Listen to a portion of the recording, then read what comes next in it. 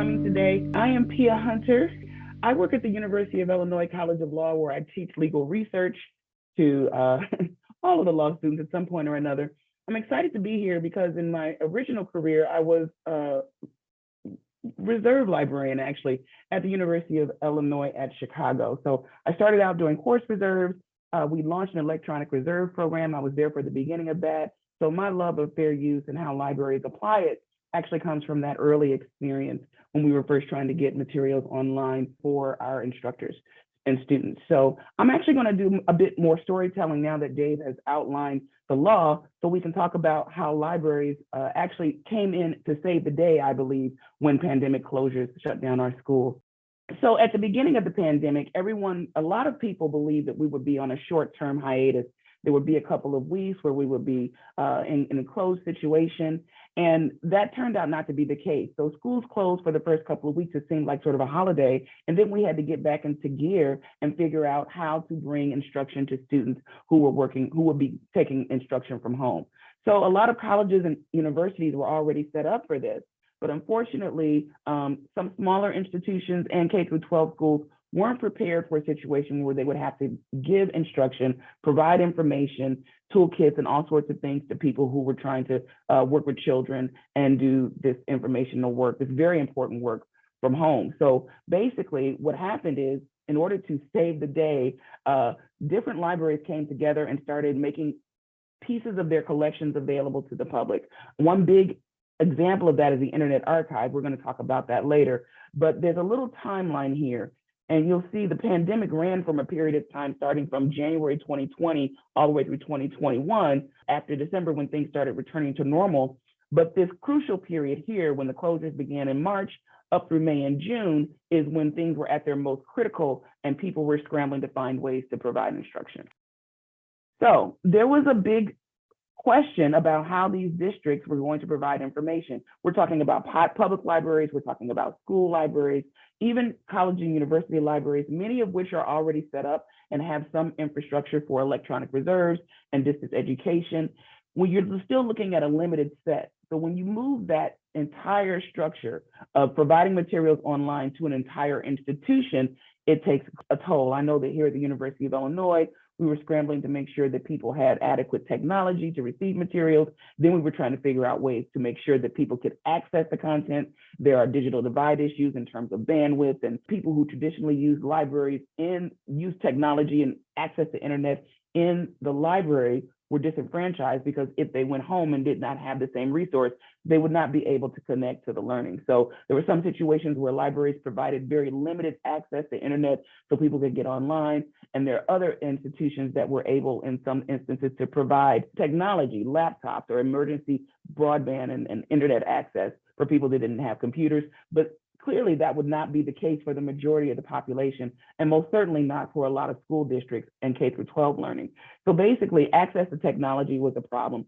And then teachers had to move their entire curriculum online. So imagine you've got students coming in with paper assignments and books, and these are K through 12 students. How do you migrate them over to a situation where everyone can have access to the same material for a class that's going to happen online?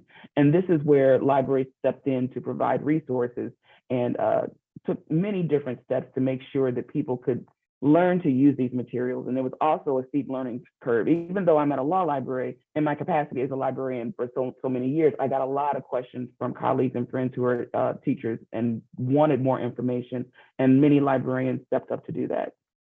So at the college and university level, we had the HathiTrust Consortium, and they basically, it's a member consortium of libraries. They've been digitizing materials for years now, and they were able to share their collections with their member institutions. So for example, if an institution is a member of the HathiTrust Consortium, they had their books scanned and loaded into this digital repository. And then when the pandemic hit, they entered to an emergency temporary access service. They created that, and then member libraries could apply to get access, so they would be able to see their books and the titles of other institutions in sort of a shared situation.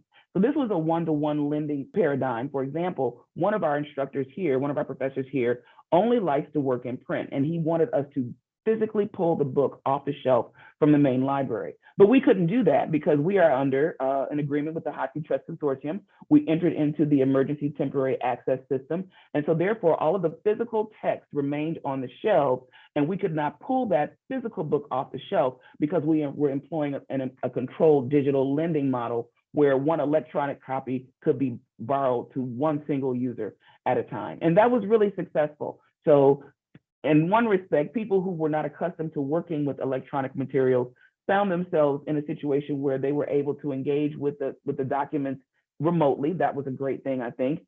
And people who ordinarily would not have been able to access materials by coming into the library were able to continue their work. Some of the materials could be downloaded if they were public domain materials.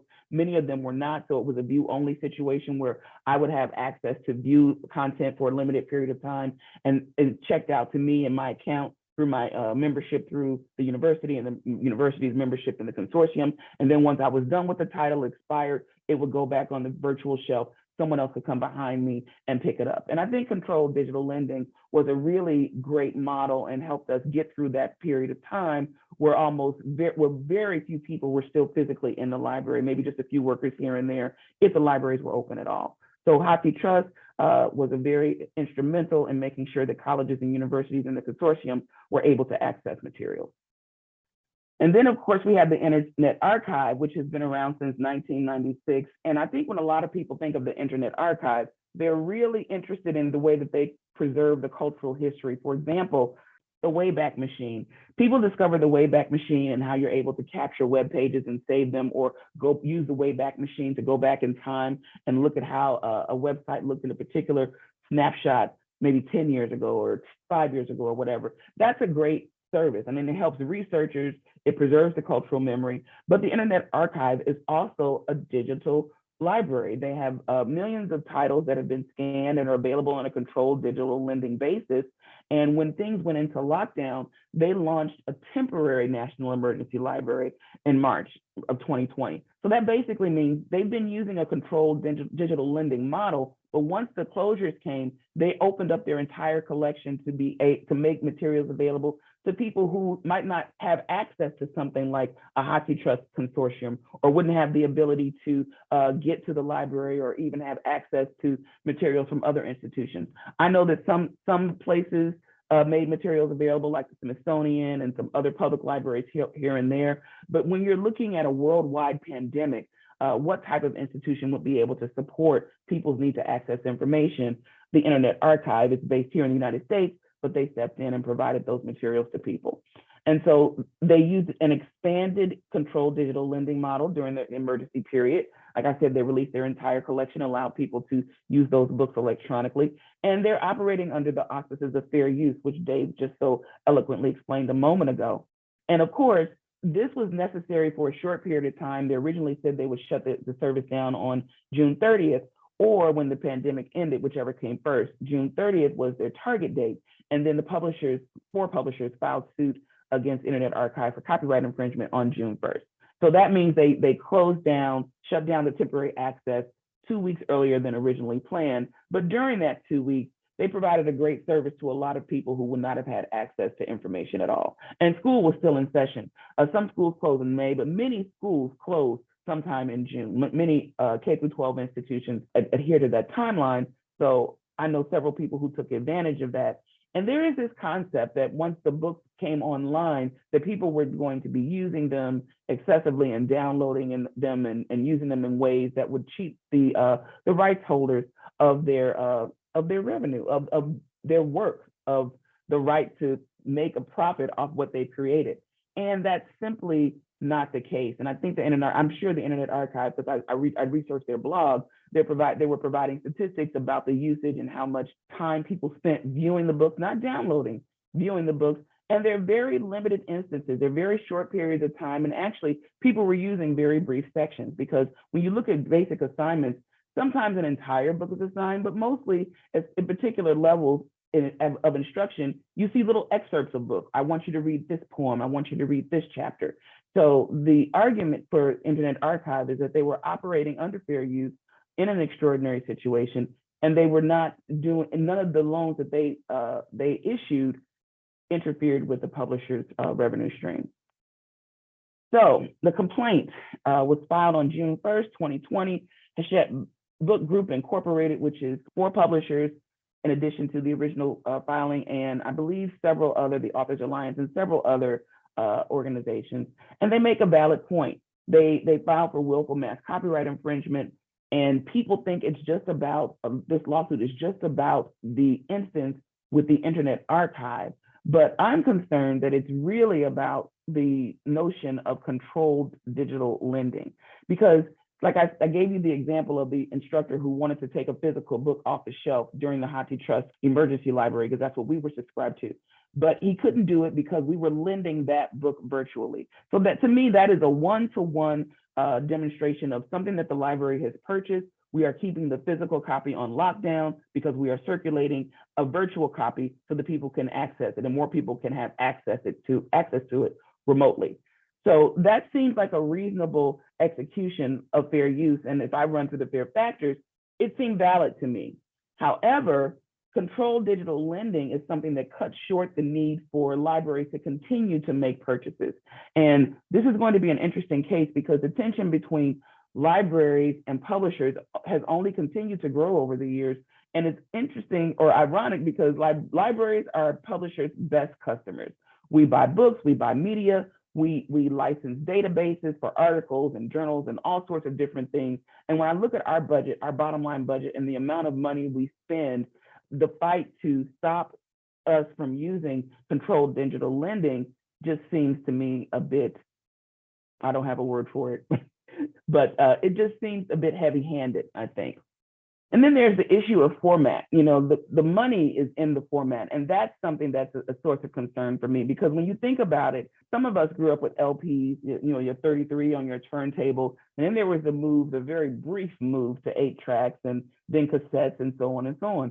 So with each evolution of a format, libraries continue to buy those materials. And I remember in my library, we had something on LP, cassette, and CD. And then we can only make use of the current format. So for example, you're allowed under Section 108 to make preservation copies, but another aspect of that is preservation copies can only be used on site.